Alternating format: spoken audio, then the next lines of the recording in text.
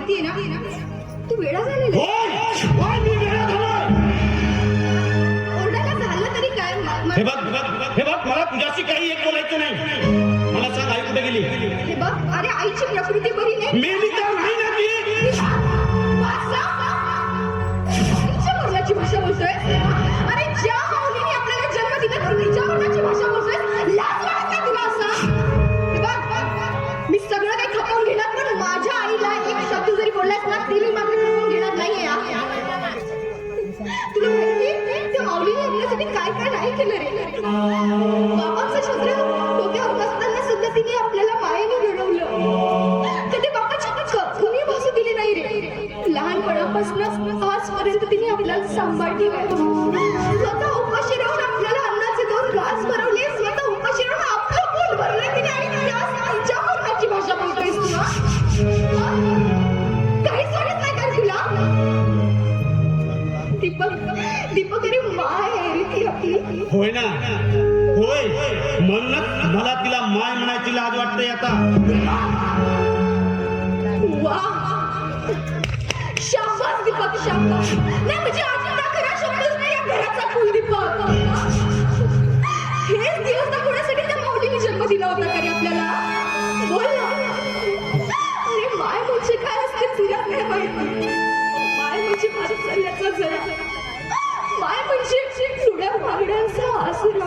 एवढंच नाही तर माय म्हणजे ममतेची सावली. पण तुला काय कळणार आहे?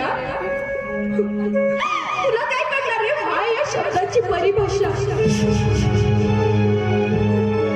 तुला माहितीये या जगात जर का सर्वश्रेष्ठ जर का नातं कुठलं असलं ना ते फक्त आईचं आहे. कळलं ना? होय ना होय ना. तुला मायचा इतका पुढका येतो ना. मग ऐक माय असावी ती. अगं माय असावी पण त्या कोठीवर नाचणारी बाई नसावी. होय मी बोललेलं तुला घुमतंय ना.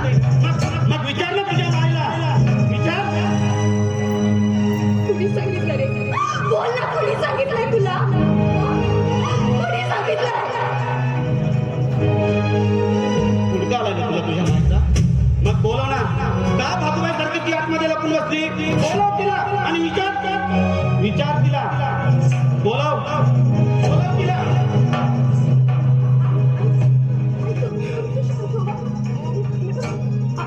असं काही नाही. बोलाय आई म्हणतोस आणि आईच्या चारित्र्यावर शिंतोड उडवतोस. तुझ्या आईला तुला प्रश्न केलायस ना हे तुझ्या ही आई कधीच खोटं बोलणार नाही. होय होय मी कोठीवर नाचणारी एक बाई आहे. बस मला फक्त तुझ्याकडून हाच शब्द ऐकायचा.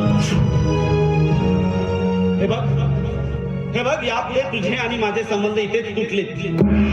यापुढे तू माझी आई नाही.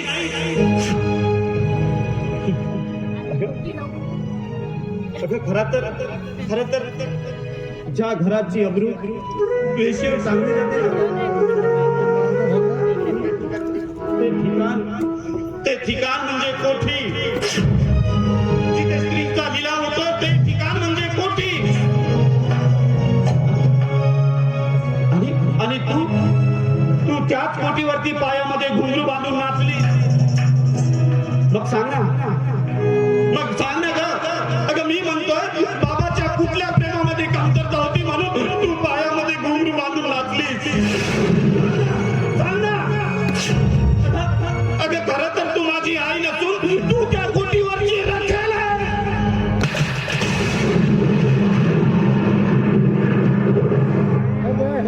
हो मी रखेल आहे. अरे तुझी ही परिस्थिती झाली रे मला रखेल म्हणायची. अरे तुला दुनिया दाखवलं. तुला चालायला बोलायला शिकवलं.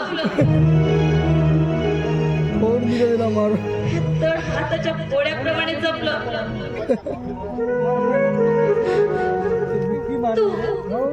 तू त्या पाहुणीला रखेल म्हणतोस. कुठल्या संस्काराची परतफेड करतोय तू? अरे लहानपणी त्याच वेळेस तू मेला होतास ना. करायची कधीही वेळ आली नसती.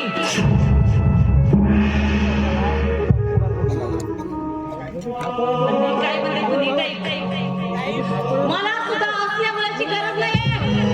पण जाता इथून. मला सुद्धा तसल्या आईची गरज नाही. ठीक आहे, ठीक आहे. अगं यापुढे मी एक अनाथ म्हणून जगेन. मी तुला माझं तोंड दाखवणार आहे.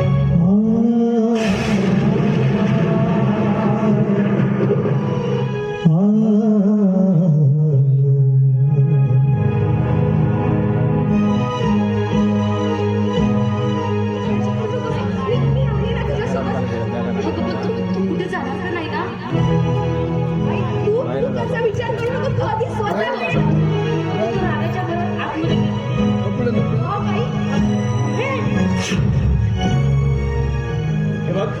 हे बघ यापुढे तुझे आणि माझे संबंध मिटले. मी तुला कधीही माझ्या आईवर सुधारणार नाही.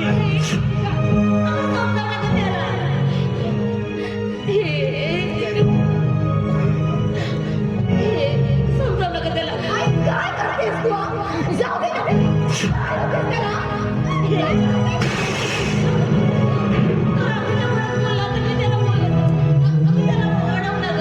आई, हे बघ, बस झालं. सांगितलं ना त्याला जाऊ दे म्हणून. बस झालं. अगं, ज्याला स्वतःच्या आईची किंमत नाही, त्या मुलासाठी तू रडतेस?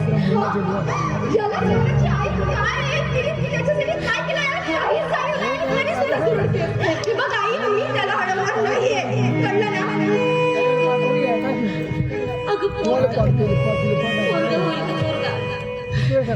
अगं बोलला असेल तो. अगं तुझं तू एकटं. अगं त्याला